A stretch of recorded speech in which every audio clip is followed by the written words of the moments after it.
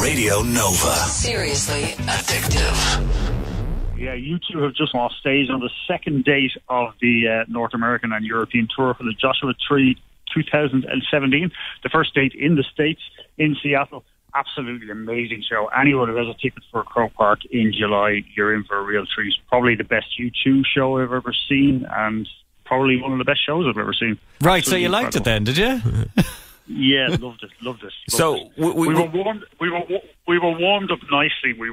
I'm one of a bunch of about 12 Irish media over here, and we were brought to the Soundcheck this afternoon. So we got to see them doing Bad live, which they played for the first time tonight. They didn't do that on Friday night in Vancouver.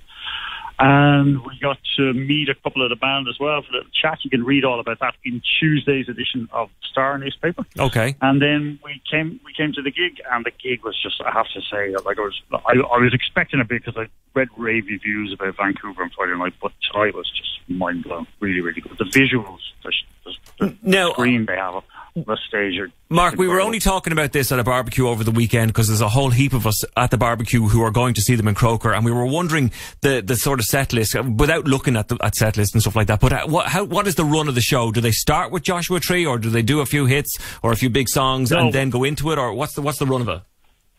They do a clever thing. They open with Sunday Bloody Sunday, which is a great song to start any gig, I suppose. But I suppose what they're doing there is they're setting the pace for how the Joshua Tree came about. There's a sort of a chronological run into that. They do Sunday Bloody Sunday, New Year's Day, a sort of homecoming from the Unforgettable Fire album. On the first night they did MLK, but tonight they did Bad, which went down an absolute storm, and then they do Pride, and then they go into the full Joshua Tree album from start to finish. Okay. What makes it really special, apart from hearing lots of songs that you wouldn't normally hear live, are the visuals, the movies that Anton Corbijn has made, especially for the tour. Just mind-blowing. It's in 8K definition, just the biggest and best LED screen on tour ever. Wow. Sounds like you've had a lot of fun, Mark, and you've enjoyed yourself, and it sounds like we're going to enjoy ourselves when it hits Croker in the summer. They do the album, then they come back on and do some more hits. Beautiful Day, Elevation, Ultraviolet, Light My Way, and One.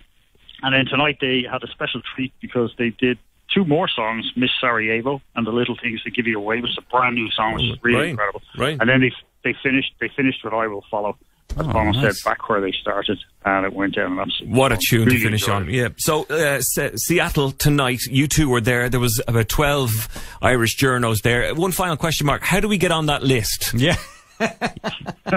To be out there, because this seems very unfair. It's not fair, Mark. Seriously addictive. Radio Nova.